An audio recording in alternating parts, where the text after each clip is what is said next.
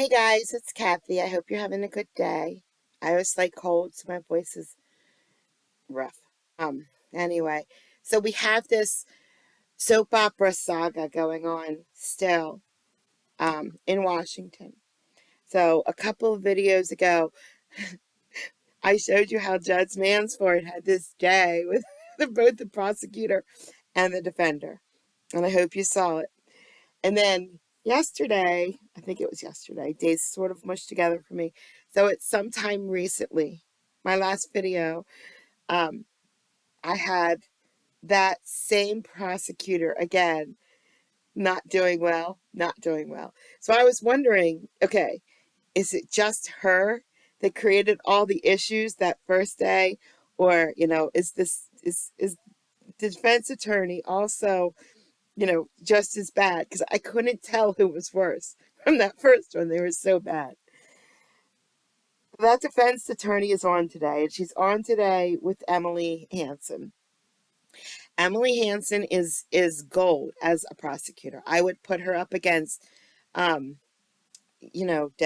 even though Debbie is outstandingly fantastic, or Rager, because she's just good. She's just really good. And I put her in the same class. So the defense attorney is up against Emily Hansen today. And I didn't record everything. All I did for the next 3 minutes is I'm just giving you a little taste of what poor Judge Mansfield went through today with this defense attorney. And then I got a pro se gold. I got a pro se that is trying to sue the Dollar Tree. We don't get to find out why. Something that has to do with scanners. I was dying to know why. But yeah, it doesn't go well. It just doesn't go well. And then we got an inmate that's awesome. He gets arrested. He gets sentenced to probation. While he's on probation, he's supposed to be a good boy. And he's supposed to get treatment for addiction. Like 90% of them. Well, he fails at his treatment for addiction. So he gets in front of the judge. And I know that I know that the judge's name is not pronounced this way, but I can't help it. It's already embedded in my brain. Every time I look at this judge, I just hear his name is Gunther. I know it's not. I know it's something way different. But if you ever hear me say, this is Judge Gunther, you'll see. This is the judge that I'm talking about, and you love him. We all love him. So here we go. Let's get started. Let's get started.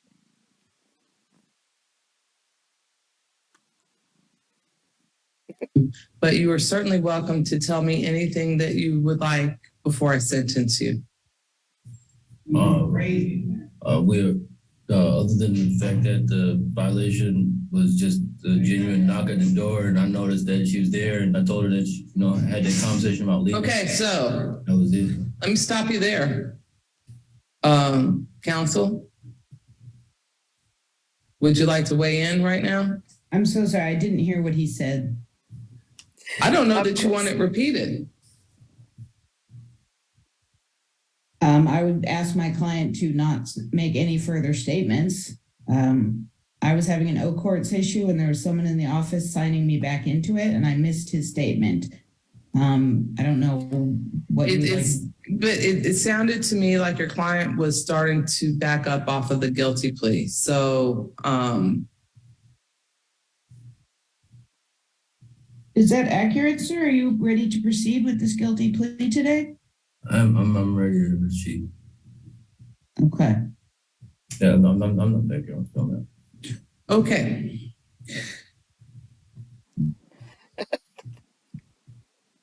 One moment. Okay, now we move to a little later. Can't hear you very well. This is case number 23. It froze, but I fixed it. Just give me. This is case number 23L001215 on for return on competency. The evaluation has been filed, finding that Mr. Hamilton does not have, he's not competent to stand trial, given that the city has uploaded an order dismissing non-serious, non-felony charges. Of note, I have marked that he does have a history of one or more violent acts. So there is also an order to surrender firearms that I've also prepared for your honor. In addition, this does contemplate a 72-hour DCR hold. Okay, anything further from defense? No, thank you. I've signed the order. Okay, I do note that Dr. Leslie Pickett opined that he doesn't have the capacity, Mr. Hamilton doesn't have the capacity to proceed under both prongs of 1077, understanding the nature of the proceedings against him and being able to assist in his own defense. So this case, sir, is being dismissed, but you will be held just to be evaluated by DCR until September 18th. That what? Okay. Can you explain that? Counsel? But I'm sorry, I'm not entirely sure what you would like me to explain. What is it that you don't understand, sir? So I'm staying here until September? Well, it's September now. That was the whole docket. Like, I was like that every single case. It's great. Poor Judge Mansfield. So thank goodness it wasn't that other prosecutor and her again. So Emily was there. The other prosecutor did take one case in the docket, but Emily was there anyway. So she was helping. But it was bad. It was bad for Judge Mansfield. So, you know, let's go to something a little better. This judge, he doesn't have issues. Even when, you know, everybody has this, she doesn't have issues. And he rolls right through this guy like nothing happened. I was cracking up laughing, and the judge just keeps rolling like nothing happened. Here we go. All right. Good morning, sir. Can you state your name for me? Robert Beard. All right, Mr. Beard, you have got one charge, that is burglary. The criminal records index indicates that you got a 15-year probation sentence back in 2013. And since we're still within that 15-year period, and that was out of Newton County, since we're still within that period, I cannot assign a bond on a felony offense. And so I can't give you a bond on the burglary offense today. I have scheduled a preliminary hearing for you for October the 9th at 8:30 a.m. Those hearings are held over the computer, just like this one. And do you want to apply to have a public defender represent you? I guess so, yeah. Okay. All right, and I'm reading the application that you filed. It looks like you wrote yes and no about job. Do you have a? I was working with the Mexican cartel, and it was like his house. Okay. All right. So no job, no normal job that you report to, it sounds like. So all right. We're gonna appoint somebody to represent you on your case, and I will put that order in today. Thank you. I love George Parker. Okay, this is 9 versus 9, and Sparker is here. Okay, we have no plaintiffs or defendants that we hear in this. We just hear the attorneys. But it's gold. This one is so good. Let's see. Plaintiff, Mr. Moudart. You there? Are you there, Mr. Moudart? Yes, Your Honor. I'm here, and Mr. Nice. And I must admit, I was having trouble finding the two versions of the order, one after the other. So, well, they're very similar, Your Honor. They're exceedingly similar.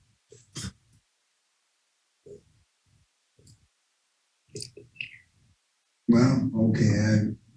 I see Exhibit A and B attached to the defendant's objection. What I find there's attached there is a first amended mutual temporary restraining order conserving property. Whose is that version? Are you talking about the version, the first version that's in Exhibit B? The first part of Exhibit B is the one that was initially proposed, Your Honor. Well, it's part of Exhibit B. I'm just trying to find the two versions. The staff hasn't find it either. Well, Your Honor, there is a there's a proposed order that was filed separately from the objection, but I believe that if you're looking at the objection in Exhibit B, the very last 3 pages are the order that we are proposing, which is simply says at the end that the earlier order is vacated, which is lacking in the one proposed by the plaintiff. There was an initial order that was entered. I don't think it was ever served on anybody. I've never seen it. My client's never seen it. I didn't even know it existed. We went to the hearing on the form of this order, and it came up that there had been a prior order entered, and so everybody agreed, and Judge Hamlin ruled, I believe, I don't have a transcript, that the earlier order needed to go because we had a new order. And so that's what this says. It says the earlier order is vacated, and the one that we agreed on it, Ms. Swager and I agreed on everything else to do with this order, and there was quite a bit that we negotiated and resolved. But the final order that she proposed and the one that she filed with the court for entry says shall be vacated, which means, I don't know what that means. That means I've got 2 versions of the order. I can't find the language in question in either order. It's at the very end of it's right before it is so ordered.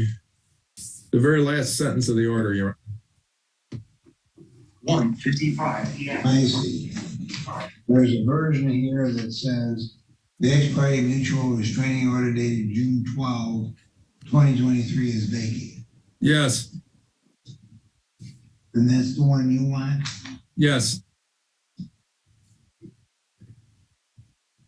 All right, Ms. Swager, I got your version of the order. I guess must be the other one. Is there something in there about the June 12 order that I should read?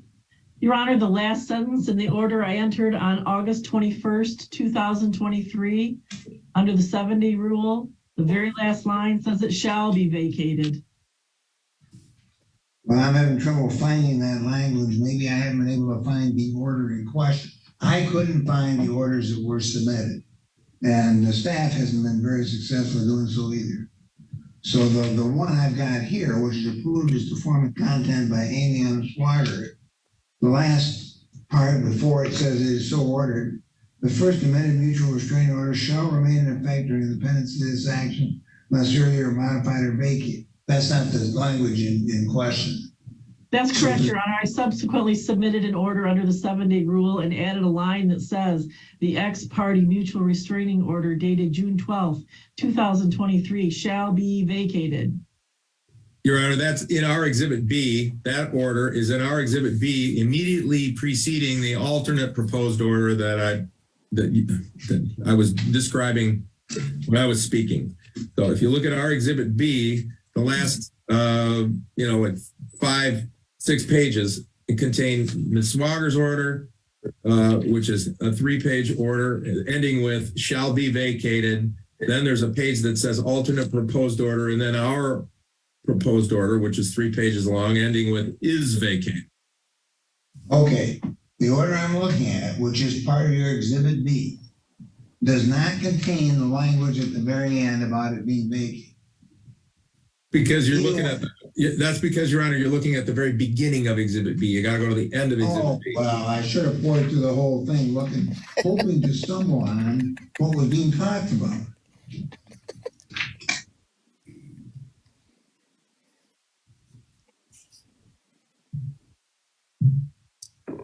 Well, your version has got a bunch of handwriting on it. That probably can't be signed.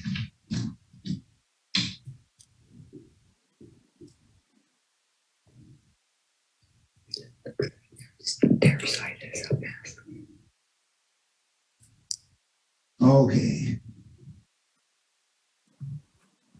Shall be vacated versus is vacated. That's right. You guys actually came here for that? That's amazing, isn't it? I can't believe it. I can't believe it either, Your Honor, but here we are. Now, just be sure and charge your clients. They must be having a good time.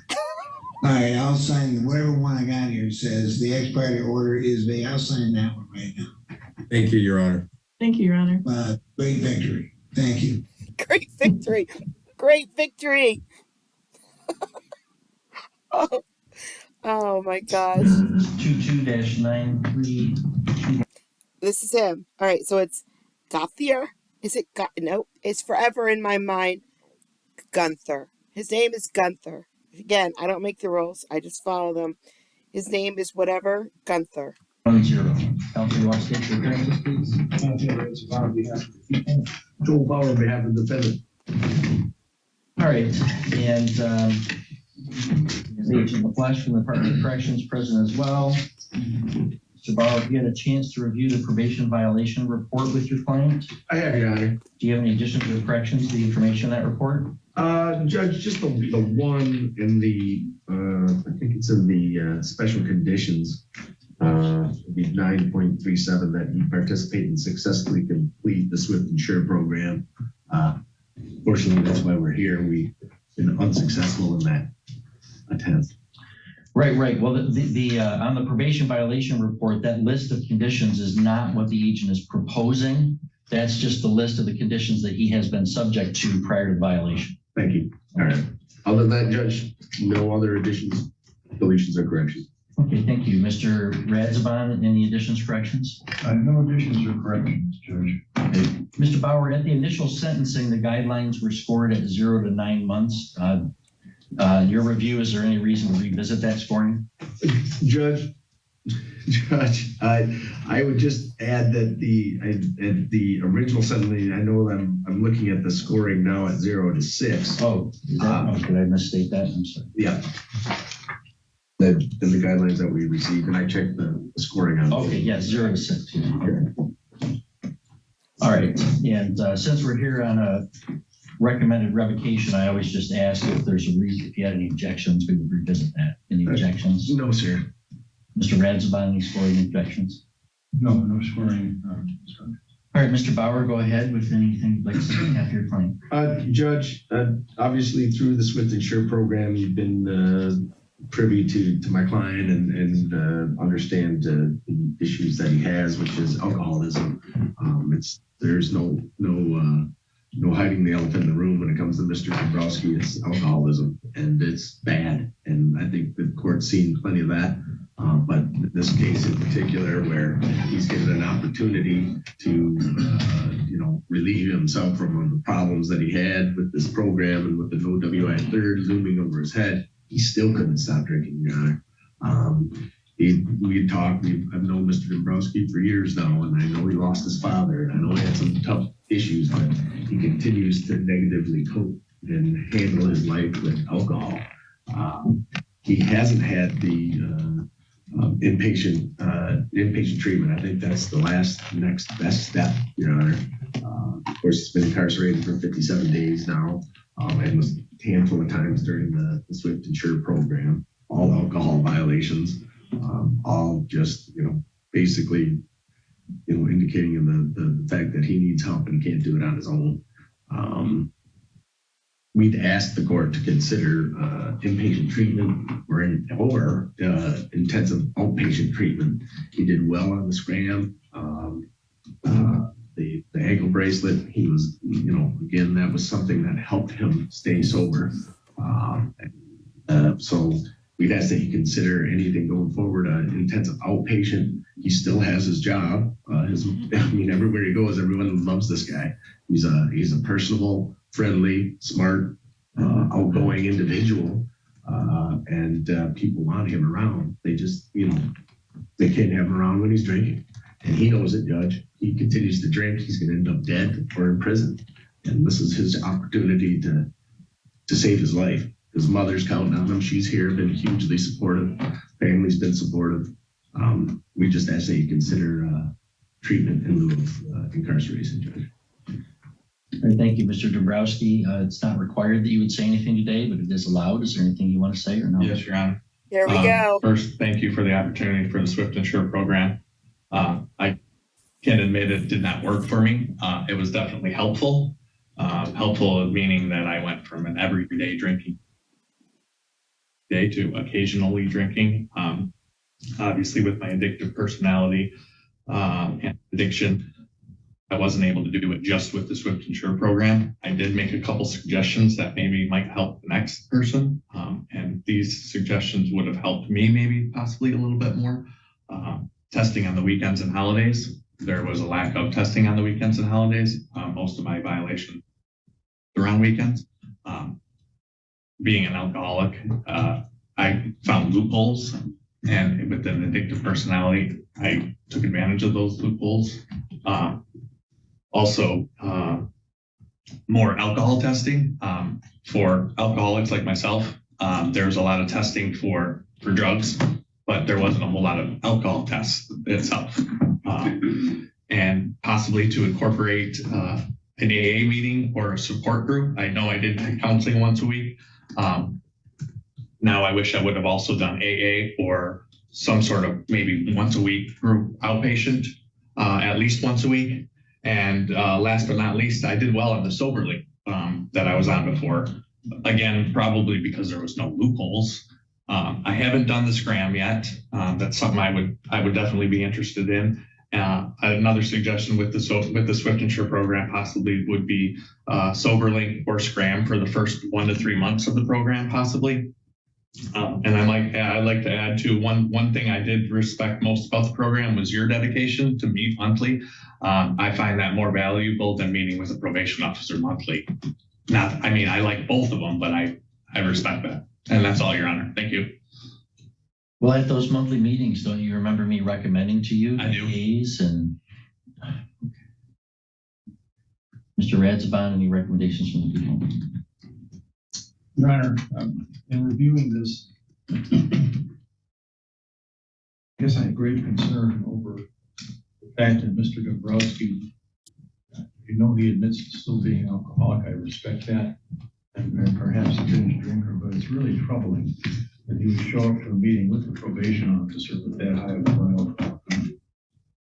He again, as was pointed out in the report, he broke the law. He could have been charged, he could have been investigated and charged with yet another OWI third. I think the recommendation of 9 months is appropriate, perhaps even a bit too light. I would ask the court to consider a year in the county jail with credit for time served. And even though the guidelines were 0 to 6 months, we're past the initial sentencing judge. He's had a chance at rehabilitation, and he blew it in a very significant way, and also putting the public at risk yet again.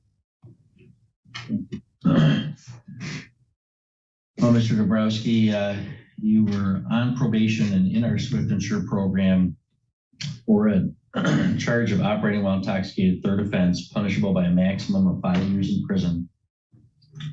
You had prior drunk driving convictions in 1997, 1998, 2000, and then 2022. So it was a true fourth. 0 to 6 guidelines. And you only did 2 days jail, and we put you in the Swift and Sure program. A great opportunity for you, where you were tested and sent to a treatment provider, encouraged to go to support group meetings. Your recommendations for how to make the program better. I don't necessarily disagree with your recommendations. I just find that, that's not what you need to be thinking about right now. Exactly. Alcohol is going to steal everything from you that you have. Your BAC on this true fourth conviction was a 0.269. Your BAC on this violation ended up above a 3. It's going to take your freedom, as it has now.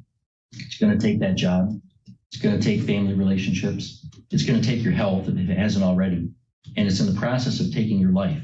Already, you are not going to live as long as somebody who doesn't have the problems that you have. Alcohol is going to take everything from you, including your life. I just hope it doesn't take somebody else's life along with it. On the scale of probation violations for someone on probation for felony drunk driving, I suppose the worst violation would be to drive drunk and kill somebody, of course, or drive drunk and hurt somebody, or drive drunk and get arrested and charged. Short of those things, this is right at the top of that. While you're on probation for felony drunk driving, repeat drunk driving, you show up in the morning at the courthouse driving drunk at a 0.14 PBT. While they're sorting out what to do about that, you're allowed to walk home. And then by the time I sign a warrant and they go arrest you on it, in the afternoon, now you're at a 0.31. So while you're on probation for drunk driving, you're drunk in the morning and drive to the courthouse to meet your probation officer. And then when you know you're caught, you go home and you just drink more.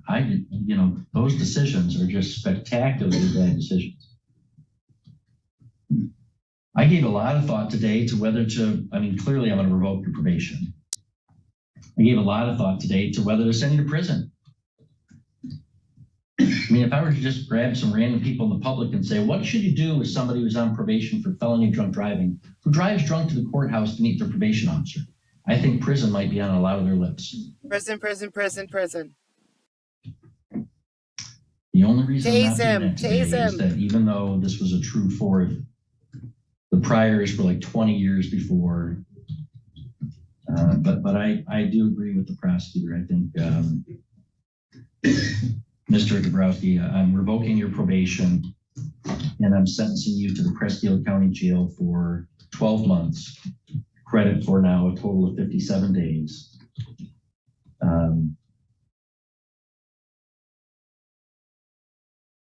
That's above the advisory guidelines. The conduct while you're on probation and the violations thereof constitute the reasons for an upward departure. And Mr. Dabrowski, that's the sense of the court. If you wanted to appeal from that, you may by filing an application to the Court of Appeals. If you want us to appoint an attorney, we would, but you'd have to ask me within 42 days.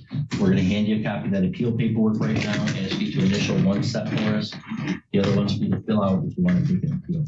And good luck to you. I hope that you don't need a court to order you to go to AA to go. Plenty of people go who aren't court ordered. You don't need a court to order you to go to treatment to go. Plenty of people who go who aren't court ordered. So when you're out of jail, I really hope you do those things before alcohol takes every last thing you have, Brian. Thank you, Your Honor. Supposed to get 6, he got 12 months in jail. I agree.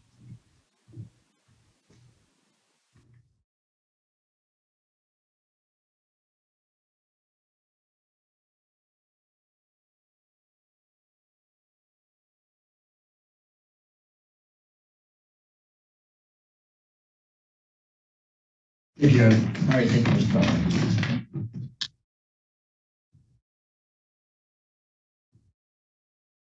Next, we have a status conference in People versus Clarence Candle. He's right here, sir. I'm sorry, it looks like I got the very beginning of the next one by accident.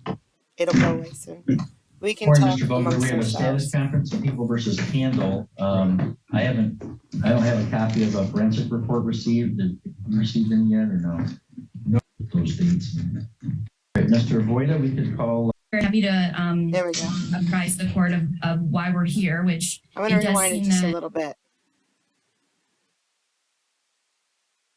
All right, Mr. Voida, we could call People versus File Not. File 23-9325. 1959, and this is Clark Alexander versus Family Dollar Stores, and Mr. Alexander is here with us, appearing remotely by Zoom, and it looks like we have in Miss Hayes, who looks like she's here on behalf of Family Dollar Stores. Can we have? So the numbers behind his name, normally that's their P number to let you know they're an attorney. No. I think that's just the case number. I could be wrong, but I'm not wrong about the fact he is pro se and absolutely not an attorney, because the simplest thing the judge tries to tell him about court, he cannot understand. and makes a huge deal over it. Your appearance for the record is X. Yes, Your Honor. My name is Adrienne Hayes. I do represent the defendant, Family Dollar. Okay. So this matter is before the court today. I believe that this is both a pretrial and some form of a motion. So who wants to go first to tell me what's going on? Mr. Alexander, I'm happy to apprise the court of why we're here, which it does seem that Mr. Alexander has filed certain objections and potentially a motion that Family Dollar has responded to in regards to the removal of the matter from small claims court to Your Honor's docket. And there also is a pretrial conference scheduled for today as well. Okay. Mr. Alexander, sir, do you understand what's going on? Your Honor, I'm having a problem with the volume. I can hear you, but you're kind of low. So I was just asking if you understood what the lawyer said. Could you pause for 1 second? I'm gonna try and put some headphones in. Okay, sure. That's not going to help anybody. Him being able to hear is not going to help because he doesn't listen. Yeah, I have this issue. Are you plugged in now? Yes, I am. Can you hear me? I can hear you perfectly. Can you hear me? Yes, I can hear you way better. Okay. Okay, so I have this problem. My job requires me to talk all day, every day. And so I try to save my voice so I do not project my voice very loudly because otherwise I will lose it eventually. And so I try and speak in just, conversational tone. So sometimes people can't hear me because my voice is sort of in a deep register as well. So I was asking if you understood what the lawyer was saying. For the most part, I could, to be honest, I caught bits and pieces. But for the most part, it sounded like she was deferring to me to make a statement regarding, I'm assuming the status of the case, or yes. or where I stand legally as the plaintiff. So that was what I. Oh, I forgot. Well, it's fine. Just pause this, and run and grab some liquor, because we have to do a shot for every single time he says plaintiff. Plaintiff, take a shot. Plaintiff, take a shot. Don't die, please. Was able to take away from it. Sure. I think you got the gist of it. Okay, great. So look, Your Honor. So this matter, being the plaintiff, Clark Alexander, I'm filing suit under the Michigan scanner law. I don't have the statute site in front of me, but I'm filing suit against Family Dollar Stores of Michigan, LLC. Upon filing this matter, initially in small claims, the defendant interjected and filed a demand of venue change. So I responded initially outside of the court rules with a simple objection filing, but then I followed that up with a later objection that was more in conformance with the state court rule. In Translation, he did it wrong the first time. CR, that is. I asked for a more definite statement from the defense counsel as to why, to the justification for the venue change from small claims to the district court division. So for the sake of our discussion and where my position is, Your Honor, I'm assuming, and I'm going to proceed with this assumption unless I'm shown otherwise, that I'm assuming the court is in receipt of all my filings, including the answer to defense's response to motion for a more definite statement. I'm assuming the court is in receipt of my response. Yes. Okay, moving forward, great. So moving forward, my position is outlined in my argument against the change of venue is outlined in that response primarily. That's the main response or pleading that I'm going to on legal grounds that I'm going to rely on for change of venue opposition. So I'm going to take a quick trip down a long road here. So the Business Corporation Act to me is the deciding legal authority in this matter. So let me stop you for a second, because today is really not the hearing date.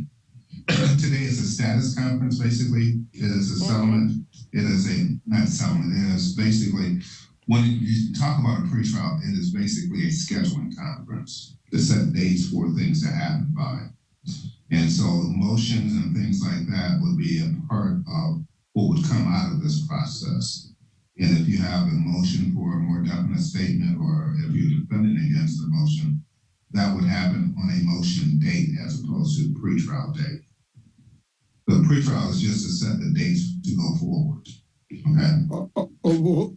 Okay, Your Honor, but again, plaintiff stands in opposition to this matter being adjudicated in district court at all. Plaintiff. Okay, so the MCR, the more definite statement, that is in the court rule procedure for deciding the change of venue, or the demand for change of venue. So I understand what you're saying, but there's a larger context, and the larger context is in small claims court. People are not allowed to have a lawyer. So when a lawyer enters their appearance, it necessarily has to come before the district court. Well, okay, initially, but I'm fair enough. But the plaintiff is seeking a return to small claims.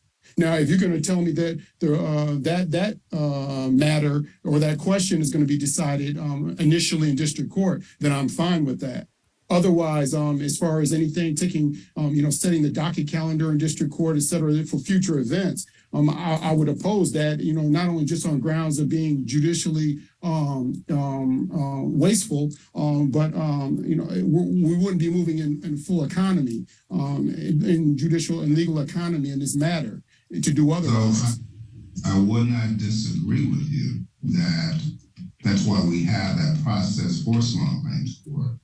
But once a lawyer enters their appearance, they're not allowed, the rules do not allow for a lawyer to be present in small claims. Simple. So automatically it is transferred to the district court.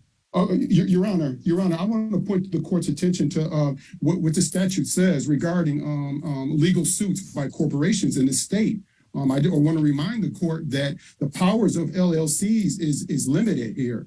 They do have broad power and discretion. I'll give that. But as far as being sued and suing in the state of Michigan, the statute is very clear. They are to make themselves available as a natural person would in any legal action or administrative action or arbitrative for that matter. And so small claims, the matter should never have left small claims division, Your Honor. This matter was initiated by the plaintiff, based on the state's interest in plaintiffs who are seeking relief from the claim that I'm alleging in this complaint, have the option of selecting. That's the Attorney General has gone on record, has issued an opinion to such. So the state of Michigan has an interest in this matter being decided. The state of Michigan has an interest in this matter. Judge Allen, the state of Michigan has an interest in the Court of Claims. Now, if the defendant is going to say argue against that, then I would like to see their protected interest in this action being moved out of the Court of Claims. And to this point, I haven't seen that. So where are we? Ms. Hayes, did you file an actual removal petition? Yes, Your Honor. The matter was properly removed, and Your Honor entered an order, which is detailed in the response to the plaintiff's request for a more definite statement. All of the relevant orders and answer to the complaint in the district court are attached as exhibits to that response. Okay.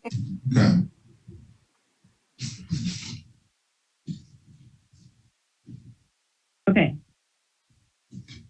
All right. right, let me go. I have another case that I had before. All right, that case is done, and now we're back. All right, let's go back on the record with regard to case 23-1959. This is Clark Alexander versus Family Dollar Stores. I think when we left off, Ms. Hayes, you were explaining that you did, in fact, file the necessary paperwork in order for the removal to take place. And I think you said that it was attached to your filing with regard to the answer or something like that. I may have misunderstood what you were saying. Yes, Your Honor. So in a response to the plaintiff's motion for a more definite statement, or what he called a motion for a more definite statement, exhibits A, B, and C attached to that, filed on July 20th of 2020. Actually, that filing was on August 24th, 2023. Exhibits A, B, and C are the demand in order for removal, the signed demand in order for removal, which was signed on the 14th of July, and the answer to the plaintiff's complaint in your court, as well as the offer of judgments. That was A, B, and C. Okay. Mr. Alexander, did you receive those documents? I did. Okay, but you dispute their legal efficacy.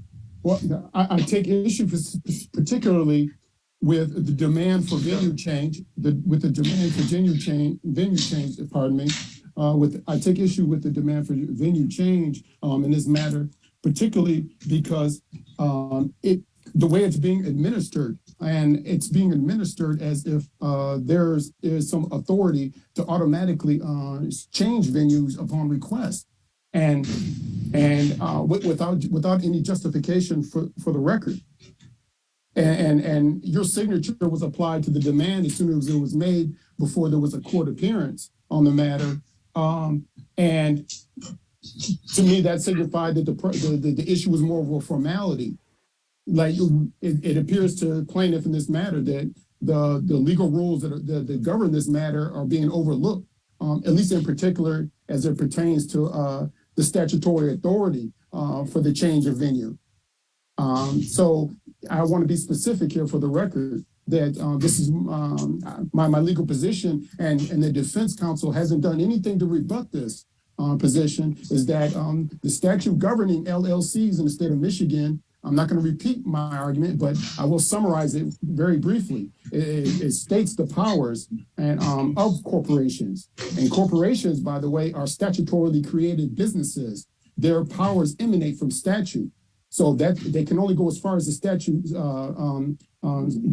allows them. So the business corporation statute itemizes not only the actions, but gives an example of proceedings that LLCs have to make themselves or subject themselves to when it comes to illegal matters.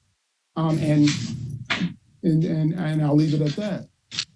Thank you, but he won't. Ms. Hayes, would you like to respond?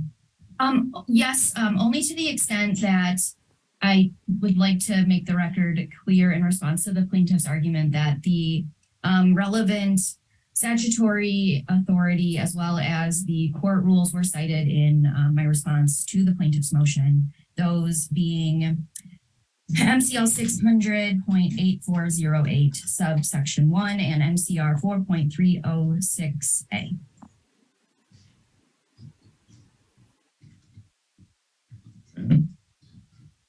So I see that the magistrate was actually the person that signed the order of removal. And let me just go back to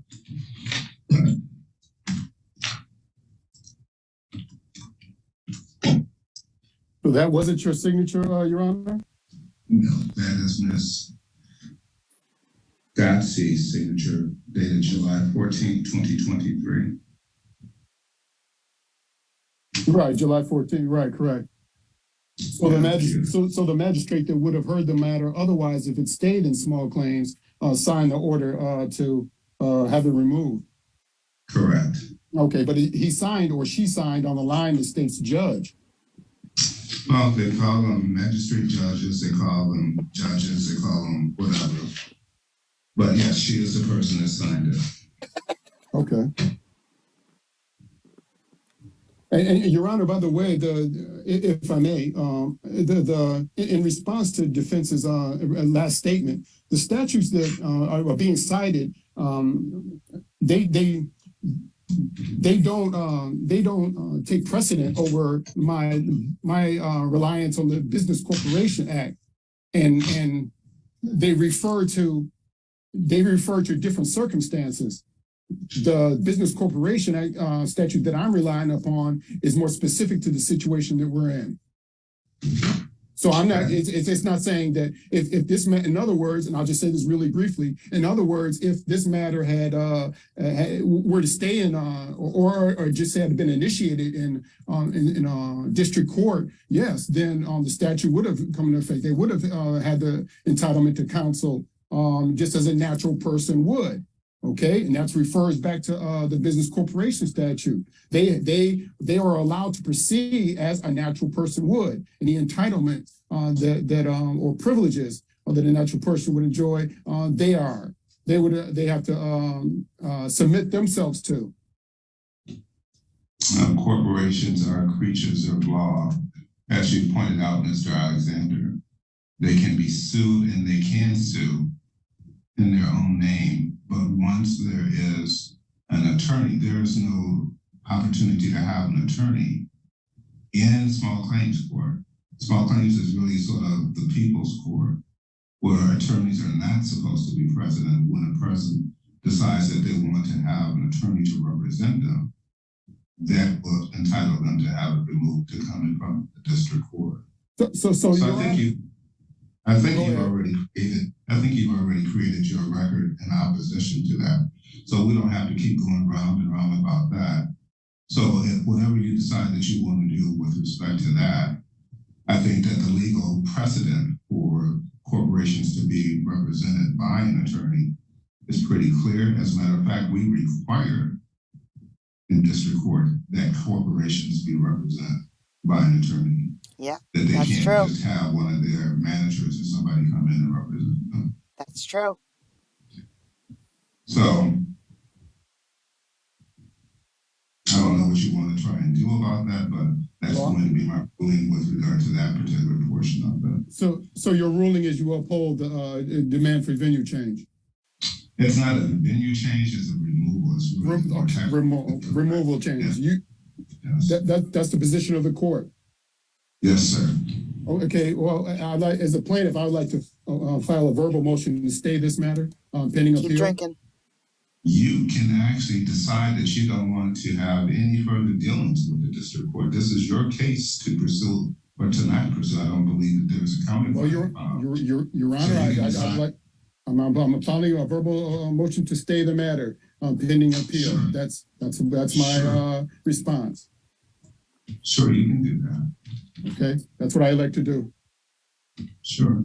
So as a practical matter, if nothing happens on the case, I don't know if it's 90 days or 120 days or whatever, it could theoretically be dismissed by the clerk's office for inactivity. So I'll just let you know about that. So make sure that whatever you decide that you're going to do, that you go ahead and follow through with it, okay? So are we in adjournment? We are in adjournment with regard to this. I'm not going to go forward with regard to the pre-trial that was scheduled because it sounds like you want to try and do something different. Okay, well, if you have nothing else, if the court has nothing else, the plaintiff resigns for today. The judge tells you when you resign for the day. Thank you for your time, ma'am. Thank you, Your Honor. Okay, thank you, folks. You can go ahead. Oh, we did it. We made it through. That was crazy. Oh my gosh. You know, the one guy who was part of the Mexican drug cartel was very scary. Very, very bad guy. Part of the Mexican drug cartel. But Judge Parker, he handled it. He handled it without getting shut up. He's good. And the pro se guy, seriously. Yeah, it's true. You can't have a lawyer in small claims. And every single LLC I know of, even landlord tenant, they have to have a lawyer. They can't have a representative. The judges just won't allow it.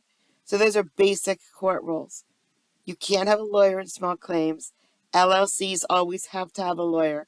Therefore, they can't be in small claims. It's not that hard. He doesn't understand. And then the guy who drove drunk, oh my God, to his probation officer while he's on probation for driving drunk, which it doesn't make sense to me exactly because he's on probation for driving drunk. But Judge Gunther said his last driving drunk offenses were 20 years ago. So he can't still be on probation from 20 years ago from even a second DUI. I don't understand that. Maybe someone else can explain it to me. Maybe I heard it wrong. I don't know. But thanks for coming out today, guys.